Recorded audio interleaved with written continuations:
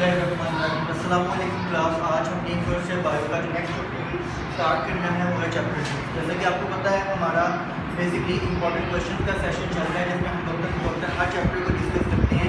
आज का जो हमारा चैप्टर होगा वो चैप्टर नंबर 6 होगा। चैप्टर नंबर 6 के अंदर जो इंपॉर्टेंट शॉर्ट क्वेश्चन और लॉन्ग बनते हैं उसको हम इंशाल्लाह देखेंगे जो कि एनएलपी के अकॉर्डिंग और गॉड पॉइंट ऑफ व्यू से लिहाज से इम्पॉर्टेंट है। तो चलते हैं बताया कि ये सबसे पहला क्वेश्चन है difference between diplococcus and Streptococcus. ये आपको जो शेप्स ऑफ बैक्टीरिया वाला टॉपिक है किंगडम ऑनर है, जैसे कि आपको बताइए तो शेप्स ऑफ बैक्टीरिया का जो टॉपिक है उसके अंदर से ये मिलेगा। डिप्लोकोकस का मतलब होता है, कोकस का मतलब वो बैक्टीरिया जिनकी शेप सफेरिकल होती है, और डिप्लो का मतलब ऐसे बैक्टीरिया दो रहते हैं मिलकर, दो बैक्टीरिया मिलकर सफेरिकल शेप के आपस में मिलकर रहेंगे, वो डिप्लोकोकस कहलाते हैं। इसी तरह कुछ बैक्टीरिया जो वो चेन की शक्ल में रहते हैं, एक तस्वीर की तरह बीड्स की फॉर्म में रहते हैं। सफेरिकल जो है वो आपस में मिलते रहते हैं, एक चेन बना देते हैं बहुत सारे बैक्टीरिया मिलके, उन्हें हम स्ट्रेप्टोकोकस कहते हैं।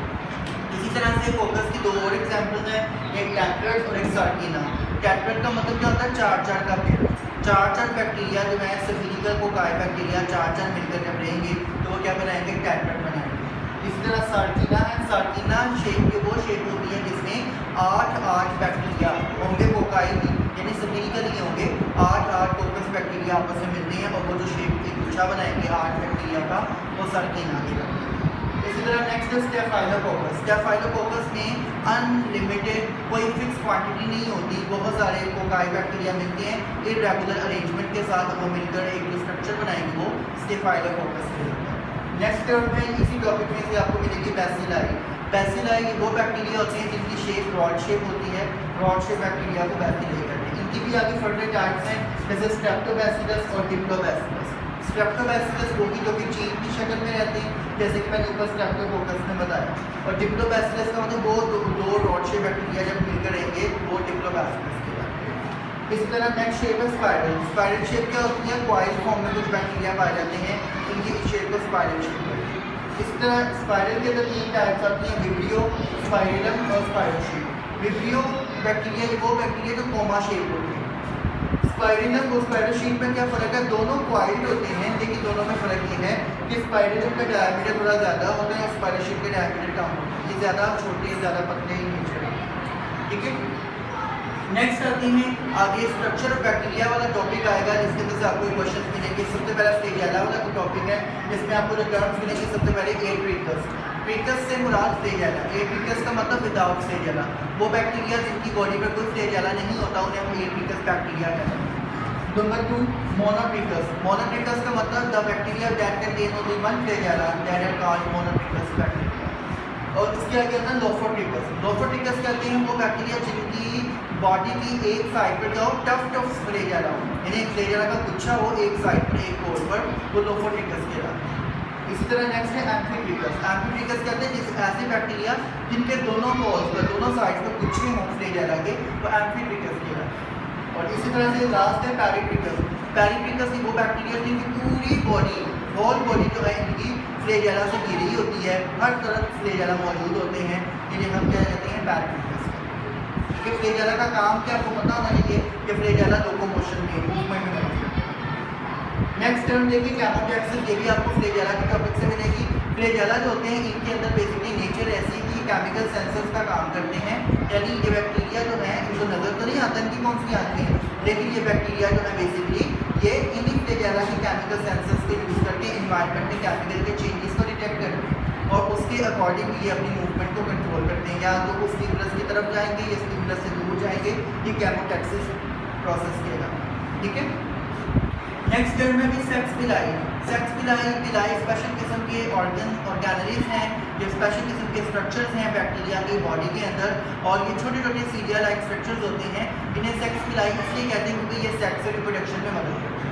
मेल बैक्टीरिया फीमेल बैक्टीरिया के साथ जब सेक्स रिप्रोडक्शन करने लगेगा तो दोनों के पिलाई आपस में फ्यूज हो जाते हैं, एक बैक्टीरिया का न्यूक्लियस दूसरे के अंदर चला जाता है, तो इस तरह की इनकी रिप्रोडक्शन होती है। क्योंकि प्रॉपर सेक्स रिप्रोडक्शन इनमें नहीं होती, जस्ट 2 बैक्टीरिया के सेक्स पिलाई का मिलना है और उसके नतीजे में एक का न्यूक्लियस दूसरे के अंदर चला जाना है। न्यूक्लियस तो नहीं होगा प्रॉपर, सारी बात है, न्यूक्लियर मटीरियल इनका होगा, ठीक है। तो वो जो प्रोसेस होगा इस प्रोसेस को क्या कहते हैं, कॉन्जुगेशन कहते हैं। ये प्रोसेस सेक्सुअल रिप्रोडक्शन वो प्रॉपर वाला नहीं है, इसलिए इसको हम सेक्सुअल रिप्रोडक्शन की बजाय कॉन्जुगेशन प्रोसेस का नाम देते हैं। ठीक है, नेक्स्ट टर्म है difference between capsule and slime. बात का कुछ बैक्टीरिया की बॉडी के बाहर मतलब सेल वॉल के भी बाहर एक हार्ड सी आउटर एनवेलप आउटर कवरिंग होती है जो कि उस बैक्टीरिया को बाहर वाले हार्श एनवायरनमेंट से प्रिवेंट करती है। उस कवरिंग को हम कैप्सूल का नाम देते हैं। इसी तरह कुछ बैक्टीरिया की बॉडी के बाहर स्टिकी कवरिंग होती है सेल वॉल के बाहर और उसे हम स्लाइम कहते हैं। और ये स्लाइम जो होगी ये बैक्टीरिया की विरुलेंसी को ज़्यादा शदीद कर देती है। मतलब एक बैक्टीरिया जो जिसकी खतरनाक है, जो कि बीमारी का आस कर है, जो नुकसान कर रहा है, उसके इतनी जो स्लाइम होगी वो उसका बीमारी फैलाने की जो उसकी ताकत है, उसकी कैपेबिलिटी है, उसको और ज़्यादा बढ़ा देगी, मतलब उस बैक्टीरिया को ज़्यादा खतरनाक कर देगी। ठीक है, नेक्स्ट टर्म से भी gram positive and gram negative bacteria में डिफरेंस। ये सेल वॉल से रिलेटेड है, gram positive bacteria, gram negative bacteria. ये एक साइंटिस्ट है जिसका नाम था ग्राम और इसने 2 ग्रुप्स बनाए थे बैक्टीरिया के। इसने एक स्पेशल डाई यूज़ की, उस डाई को इस्तेमाल करके उसने 2 डिफरेंट ग्रुप्स ऑफ बैक्टीरिया को उस डाई में डाला। कुछ बैक्टीरिया रहते उनका कलर पिंक हो गया और कुछ का कलर पर्पल हो गया। ठीक है, तो जो पिंक कलर के होगी उनको ग्राम पॉजिटिव कह दिया, जो पर्पल होगी उनको ग्राम नेगेटिव कह दिया और जो पर्पल होगी उनको ग्राम पॉजिटिव का नाम दिया। ये अब इन बैक्टीरिया की कुछ प्रॉपर्टीज़ हैं, यानी कुछ डिफरेंसेस हैं, कुछ डायमीटर में फ़र्क, कुछ प्रोटीन में डिफरेंस, कुछ वाटर कंटेंट फ़र्क है, तो मुख्तलिफ चीज़ों में डिफरेंस है। पूरा टेबल आपको सेल वॉल के टॉपिक से मिलेगा, आप वहाँ से ही देख सकते हैं। ठीक है, नेक्स्ट टॉपिक है हमारा डिफाइंड प्रोटोप्लास्ट। प्रोटोप्लास्ट क्या होता है? Living portion of the cell is called protoplast. Bacteria की सेल वॉल निकालती है क्योंकि वो डेड होती है। सेल वॉल के अंदर जितना भी पोर्शन है प्लाज्मा मेम्ब्रेन से लेकर अंदर तक, ये सारा का सारा क्या कहलाता है? प्रोटोप्लास्ट कहलाता है। ठीक हो गया। नेक्स्ट टर्म आती है न्यूक्लियोइड्स। न्यूक्लियोइड्स क्या होते हैं? जैसे कि आपको पता है बैक्टीरिया की बॉडी में प्रॉपर न्यूक्लियस नहीं पाया जाता है क्योंकि ये प्रोकैरियोट्स हैं और इनकी बॉडी में क्योंकि प्रॉपर न्यूक्लियस नहीं होता, इसी वजह से बैक्टीरिया का जो न्यूक्लियर मटीरियल है वो साइटोप्लाज्म के अंदर फ्रीली सस्पेंडेड होता है। तो ये सर्कल की फॉर्म में एक गुच्छे की शक्ल में सेंटर में मौजूद होता है और इस गुच्छे की फॉर्म में जो इनका न्यूक्लियर मटीरियल होगा उसे हम क्या नाम देते हैं? न्यूक्लियोइड का नाम देते हैं। ठीक है, नेक्स्ट टर्म है हमारी प्लाज्मिड। प्लाज्मिड क्या होता है? Plasmid basically it is a extra circular chromosomal DNA, यानी एक सर्कल फॉर्म में पाया जाता है और एक तो डीएनए असल जो जेनेटिक मटीरियल जो न्यूक्लियर मटीरियल है न्यूक्लियोइड की शक्ल में, उसके अलावा भी बैक्टीरिया की बॉडी के अंदर एक सर्कुलर सा न्यूक्लियर मटीरियल के पास स्ट्रक्चर पड़ा होता है जो कि एक्स्ट्रा क्रोमोसोमल डीएनए होता है। इसे प्लाज्मिड का नाम है। प्लाज्मिड का काम क्या है? प्लाज्मिड का एक काम तो ये होता है कि ये बायोटेक्नोलॉजी के अंदर इस्तेमाल होता है। ये जीन ऑफ इंटरेस्ट एक जानदार से दूसरी जानदार में इंक्रीज करता है। ठीक है, और दूसरा इसका फंक्शन ये है प्लाज्मिड का, वो ये कि प्लाज्मिड की वजह से बैक्टीरिया के अंदर एंटीबायोटिक रेजिस्टेंस करता है, यानी उसके अंदर वो इंफॉर्मेशन होती है कि एक बैक्टीरिया जो है वो एंटीबायोटिक के खिलाफ लड़ सकता है। बात का तो होता है हम मेडिसिन खाते हैं लेकिन बैक्टीरियल डिजीज नहीं ठीक हो पाती। इसकी वजह क्या होती है? उस बैक्टीरिया के अंदर जो प्लाज्मिड है उसमें इंफॉर्मेशन मौजूद है कि फलां एंटीबायोटिक का असर नहीं होने देगा, तो वो बैक्टीरिया को बचा लेता है उस एंटीबायोटिक से, उस मेडिसिन से। ठीक हो गया। नेक्स्ट टर्म देखिए भाई, नेक्स्ट टर्म और है इसके स्ट्रक्चर्स में मीजोसोम्स। मीजोसोम्स क्या होते हैं? ये स्पेशल किस्म के स्ट्रक्चर्स हैं जो कि बैक्टीरिया की बॉडी में पाए जाते हैं। ये ग्रैन्युलर स्ट्रक्चर्स होते हैं, यानी छोटे छोटे सैक लाइक रात की तरह के स्ट्रक्चर्स होते हैं और इनका काम क्या होता है? ये बैक्टीरिया की सेल डिवीजन, बैक्टीरिया की ग्रोथ और डेवलपमेंट को कंट्रोल करते हैं। ठीक है, ये इनका मेन काम है। नेक्स्ट टर्म है difference between cyst and spore. Cyst और स्पोर ये स्पेशल स्ट्रक्चर्स हैं बैक्टीरिया की बॉडी के अंदर। स्पोर्स बेसिकली क्या होते हैं? ये ब्लैक कलर के थिक वॉल्ड ग्रैन्युलर स्ट्रक्चर्स होते हैं जो कि बैक्टीरिया की एक सेल से रिप्रोडक्शन करने का एक मेथड है। कुछ बैक्टीरिया स्पोर्स बनाते हैं, स्पोर्स बना के वो जैसे बनेंगे वो फेंकते हैं, अपने स्पोर्स निकाल देते हैं और वो बॉडी के से निकल के डिफरेंट जगहों पर गिरेंगे और वहाँ से जर्मिनेट करते हैं। और सिस्ट क्या होती है? सिस्ट बेसिकली कहते हैं बाज़ औक़ात बैक्टीरिया अपनी बॉडी के इर्द गिर्द एक हार्ड कवरिंग बना देता है जो कि उसे अनफेवरेबल कंडीशन से बचाती है और ड्यूरिंग रिप्रोडक्शन या अपनी एसेक्सुअल रिप्रोडक्शन के दौरान कवरिंग बना लेगा। उस सिस्ट के अंदर ही बैक्टीरिया की रिप्रोडक्शन होती जाती है और बहुत सारे बैक्टीरिया अंदर बन जाते हैं। जब फेवरेबल कंडीशन आती है वो सिस्ट फट जाती है और उसके अंदर से बहुत सारे बैक्टीरिया बाहर आते हैं। ठीक है, नेक्स्ट टर्म आती है भाई न्यूट्रिशन से रिलेटेड। हमारा स्ट्रक्चर यहाँ पर खत्म हो गया बैक्टीरिया का। नेक्स्ट टर्म न्यूट्रिशन से रिलेटेड है। सबसे पहले difference between heterotrophic and autotrophic bacteria. Heterotrophic bacteria ये वो बैक्टीरिया होते हैं जो कि अपना फूड को तैयार नहीं कर सकते, और ऑटोट्रोफिक बैक्टीरिया ये वो हैं जो अपना फूड को तैयार कर सकते हैं। अब हेटरोट्रोफिक बैक्टीरिया दो तरह के होते हैं, कौन कौन से होते हैं?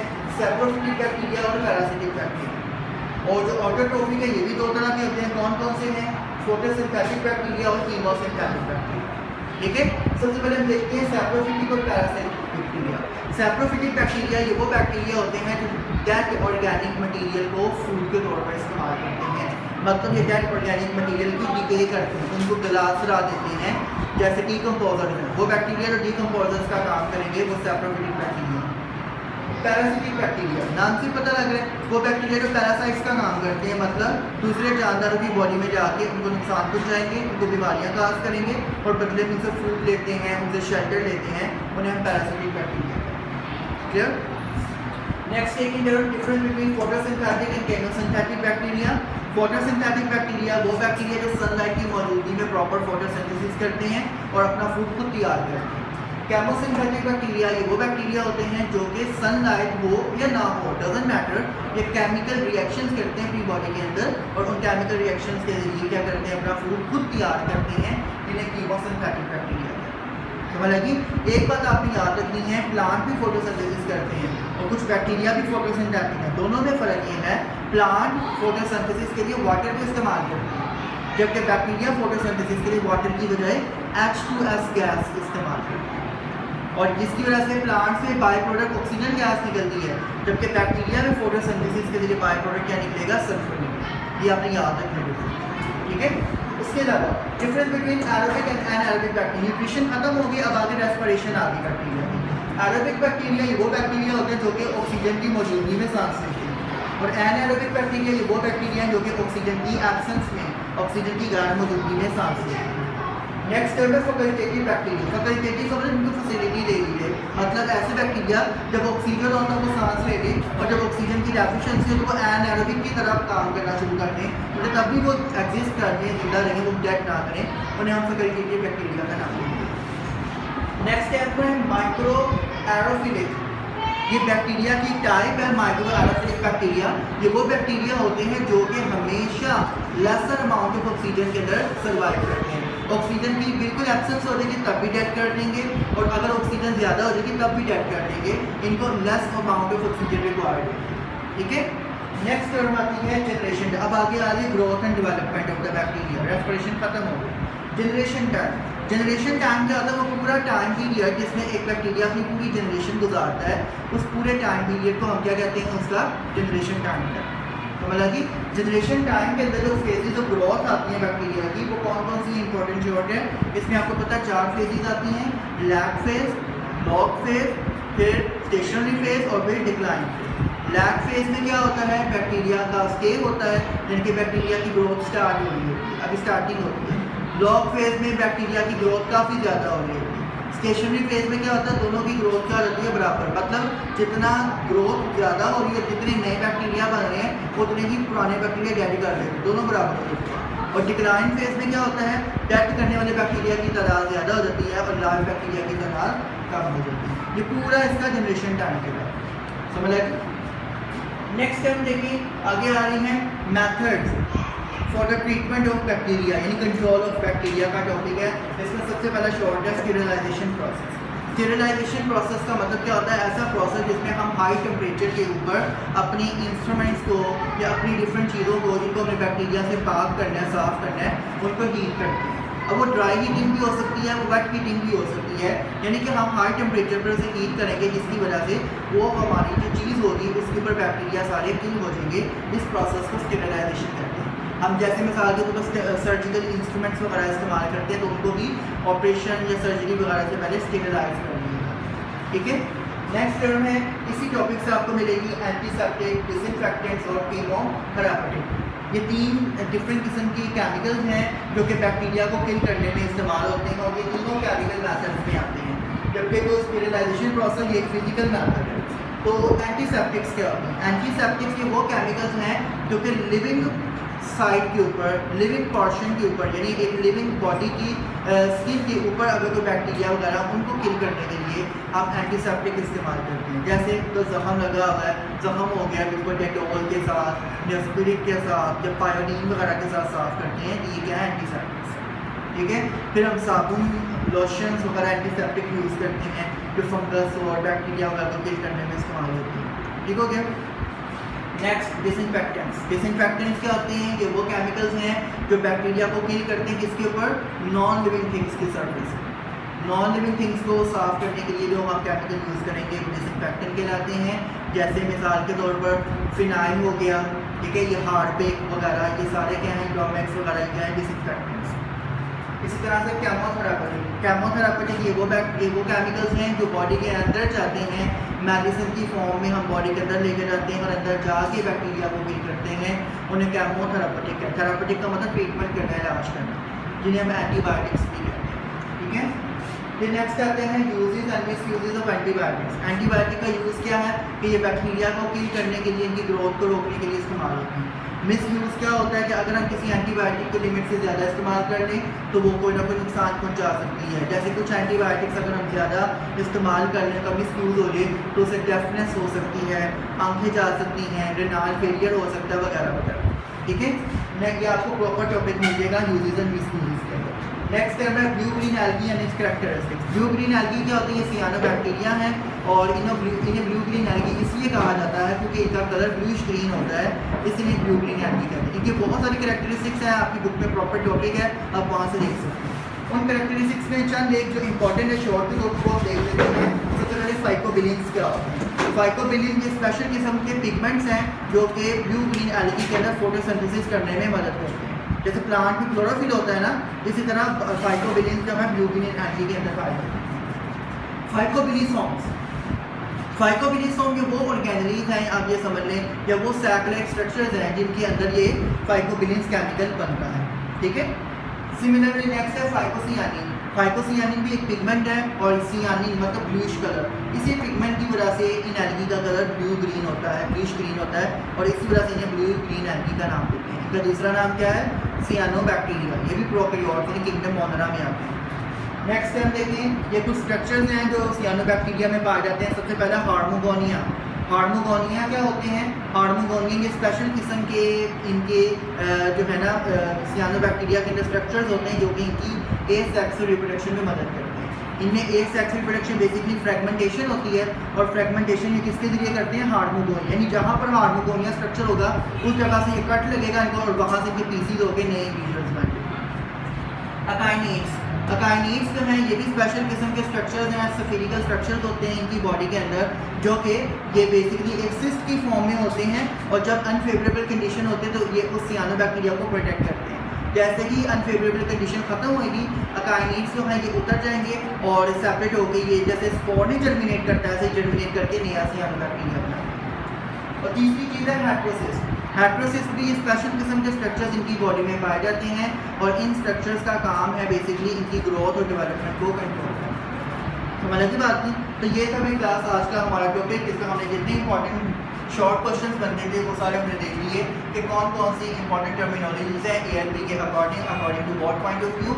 उसके अलावा इस चैप्टर में से जो इंपॉर्टेंट लॉन्ग क्वेश्चंस बनते हैं वो गिनती के चंद एक लॉन्ग क्वेश्चन हैं, वो मैं आपको ऐसे ही बता देता हूँ। नंबर 1 इसमें शेप्स ऑफ बैक्टीरिया, नंबर 2 इसके अंदर न्यूट्रिशन इन बैक्टीरिया, पहले शेप्स आ जाएंगी, दूसरा टॉपिक है इसमें न्यूट्रिशन इन बैक्टीरिया और तीसरा टॉपिक है इसमें कंट्रोल ऑफ बैक्टीरिया, ठीक है। और चौथा टॉपिक आएगा कैरेक्टरिस्टिक्स ऑफ सियानोबैक्टीरिया। शॉर्ट में है तो कोई सी 4 लॉन्ग में जो आपने ज़्यादा बता देनी है हेडिंग्स बना, ठीक है। तो ये 4 लॉन्ग क्वेश्चन बने, मैं फिर एक बार रिपीट कर देता हूँ। नंबर 1 मैंने आपको बताया शेप्स ऑफ बैक्टीरिया, नंबर 2 बताया न्यूट्रिशन ऑफ बैक्टीरिया, नंबर 3 मैंने आपको बताया कंट्रोल ऑफ बैक्टीरिया और नंबर 4 हमने डिस्कस किया कैरेक्टरिस्टिक्स ऑफ सियानोबैक्टीरिया, ठीक हो गया।